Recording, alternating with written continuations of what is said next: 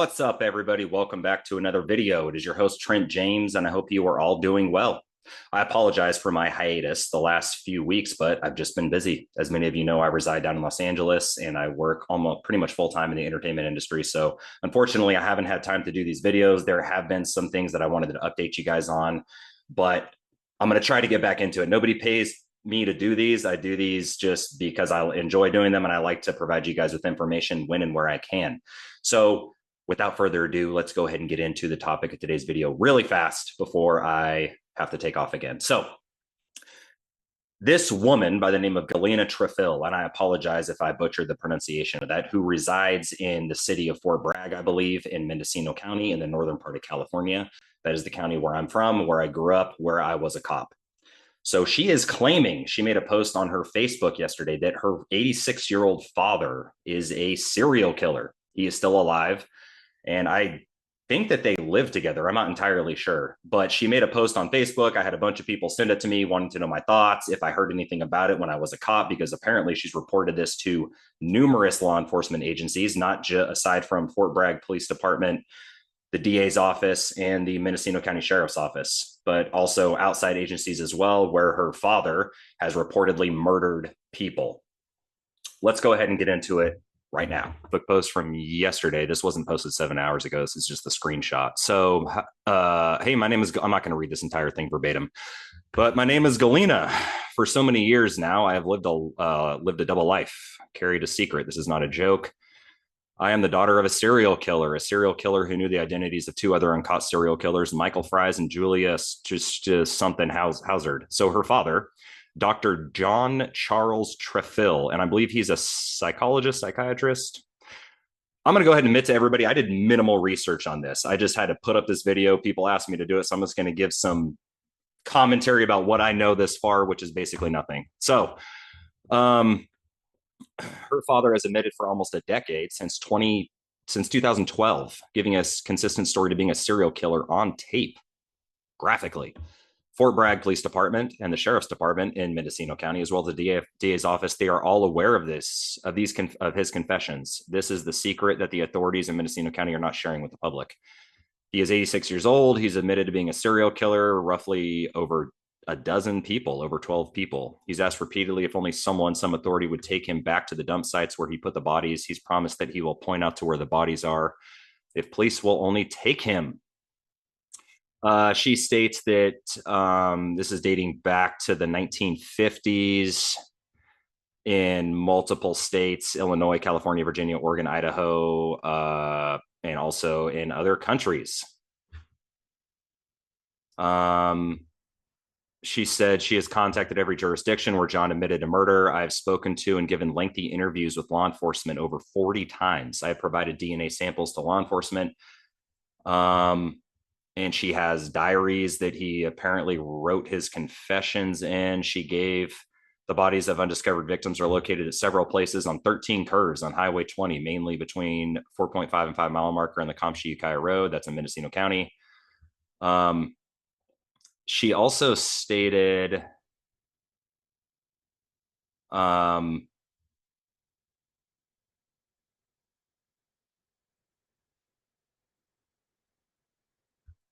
and there's no statute of limitations on murder, correct?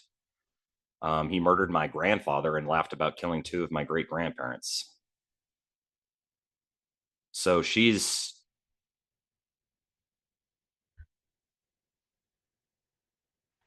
been told by law enforcement that more recent cases take precedent over cold cases. They took John's DNA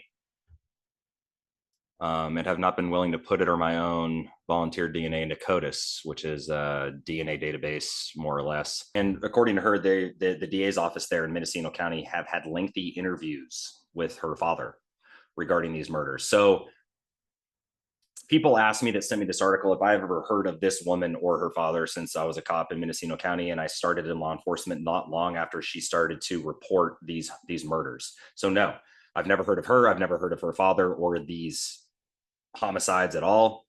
I checked with two of my friends prior to uploading this video. Actually three, two of which used to work in Fort Bragg at the police department there during that time. Neither one of them have heard of her or her case. and neither of them are in law enforcement anymore. And then my other friend who was working at the sheriff's office in Mendocino County during that time, and he didn't hear anything about it either. So I don't know.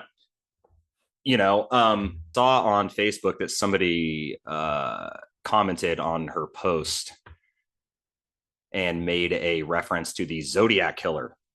I'm not going to get into the Zodiac killer, but he was a serial killer during, I forgot what years, I think it was like the 60s or 70s or something, mainly in the North Bay area. And someone had compared her father, Dr. John Trefil, his photograph to a sketch of the Zodiac killer, the original sketch of the Zodiac killer.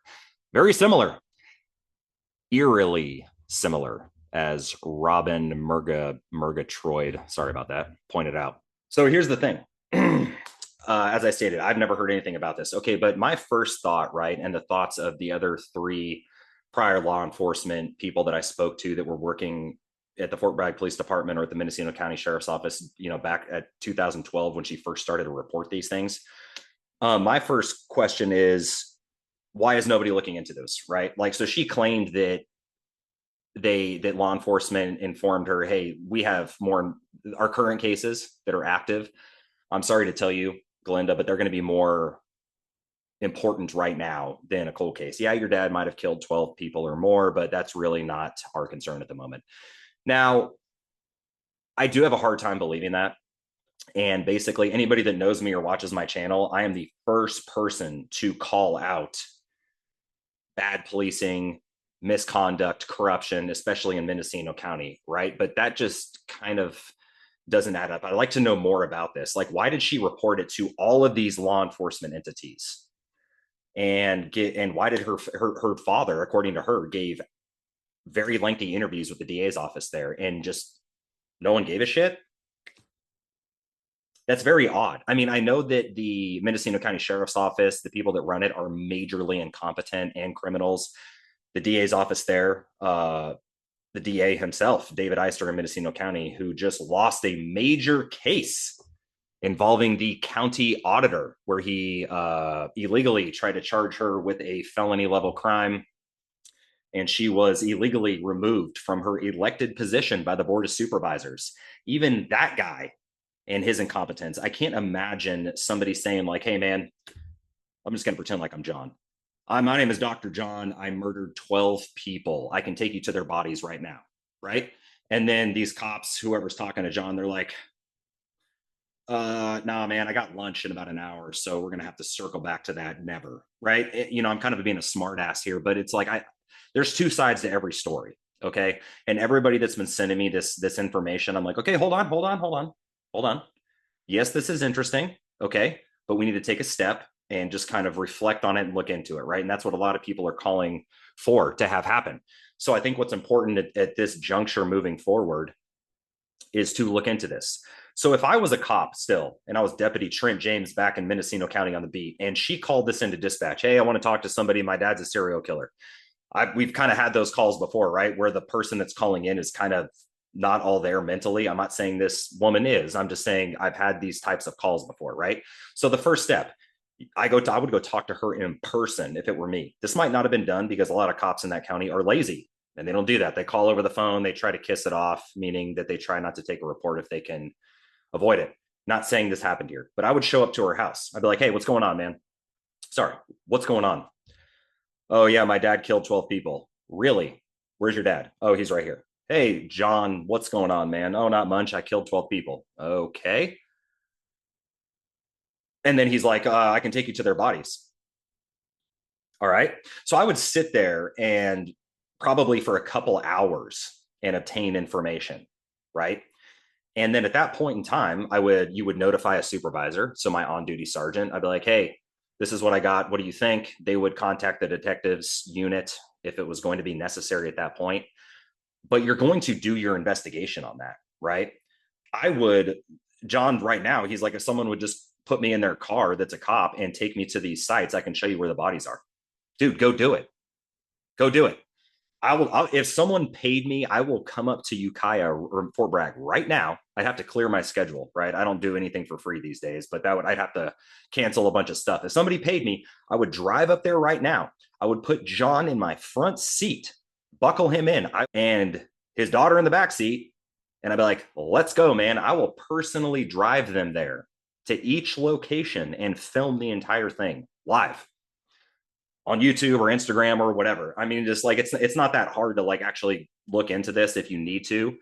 Those remains are still going to be there for they should be, depending on how far back it goes, the elements, animals, etc. But depending on how deep he buried these people, I mean, you should be able to ascertain fairly quickly whether or not he's full of it or not, right?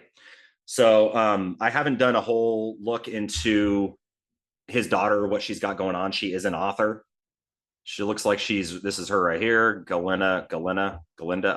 I'm never going to get that name right. She has written several books from the looks of it. Additionally, she was in an article in the Anderson Valley Advertiser dating back to 2006.